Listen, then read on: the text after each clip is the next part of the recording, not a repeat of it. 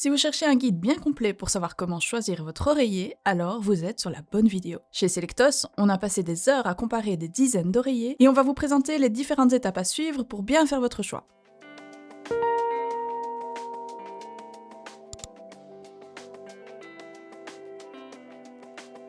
Ce premier critère ne semble pas être le plus important, mais la forme de votre oreiller a plus qu'un intérêt esthétique. Un oreiller carré convient au moment de repos assis, pour lire ou regarder la télévision par exemple, car il soutient alors à la fois le haut du corps et la tête. Vous pouvez aussi l'utiliser pour dormir, mais à condition que vous ne soyez pas trop grand, car il prend inévitablement plus de place sur le haut du lit. Un oreiller rectangulaire est plus adapté lorsque vous êtes couché dans votre lit car il s'adapte mieux à la taille de votre tête. Sa largeur vous permet de vous retourner pendant la nuit sans tomber sur le matelas. À côté de ça, les oreillers ergonomiques sont un peu particuliers puisqu'ils sont bombés sur les côtés et creux au milieu. Si ça peut convenir aux personnes dormant sur le dos, c'est une forme contraignante pour ceux qui ont tendance à beaucoup bouger pendant la nuit.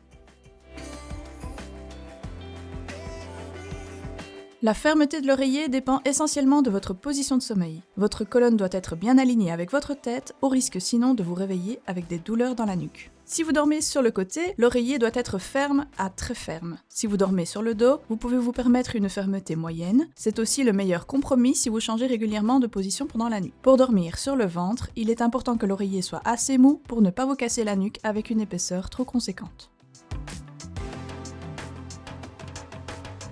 La garniture en polyester est la plus répandue car la moins chère. Globalement, c'est un bon compromis en termes de maintien car on peut quand même trouver plusieurs épaisseurs d'oreiller. Par contre, sa ventilation est moins bonne, donc l'oreiller doit être régulièrement lavé pour éviter l'accumulation d'acariens et de poussière. Sa durée de vie est aussi limitée. Le duvet est un choix intéressant pour ceux qui dorment sur le ventre car c'est le rembourrage le plus souple. Il offre beaucoup de gonflants et une ventilation correcte et sa durée de vie est plus élevée. Ce type d'oreiller doit tout de même être lavé régulièrement pour éliminer la poussière qui pourrait s'y accrocher. A l'inverse, le latex est la matière la plus ferme et offre donc un excellent maintien à ceux qui dorment sur le dos ou sur le côté. Ces micro-perforations assurent une bonne aération et bien choisi, en latex naturel de préférence, ce type d'oreiller peut se garder plusieurs années, mais son prix à l'achat est aussi plus élevé. Étonnamment, la mousse à mémoire de forme n'est pas aussi convaincante en termes d'oreiller qu'elle pourrait l'être à propos d'un matelas. Elle offre une moins bonne aération, est plus difficile à entretenir et ne convient pas à ceux qui bougent beaucoup.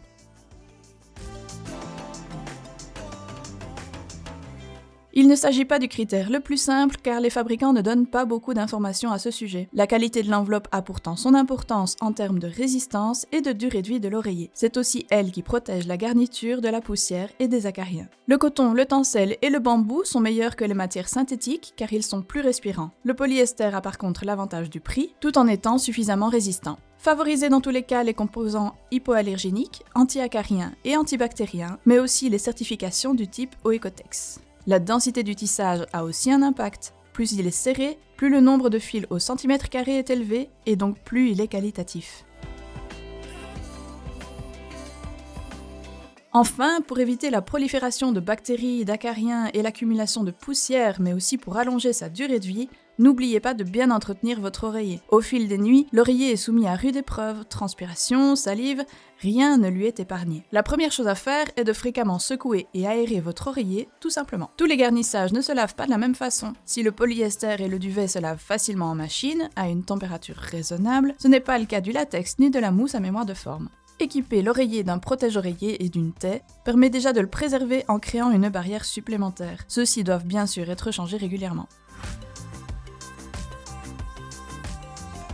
En résumé, voici les critères à retenir pour le choix de votre oreiller. 1. La forme, carré ou rectangulaire, selon que vous êtes assis ou couché. 2. Le maintien, à choisir en fonction de votre position de sommeil. 3. La garniture intérieure, qui a un impact sur le maintien mais aussi sur la ventilation et la durée de vie de l'oreiller. 4. L'enveloppe extérieure qui fait office de barrière contre la poussière. Et finalement, 5. L'entretien, étape indispensable pour préserver la qualité de votre oreiller pendant plusieurs années.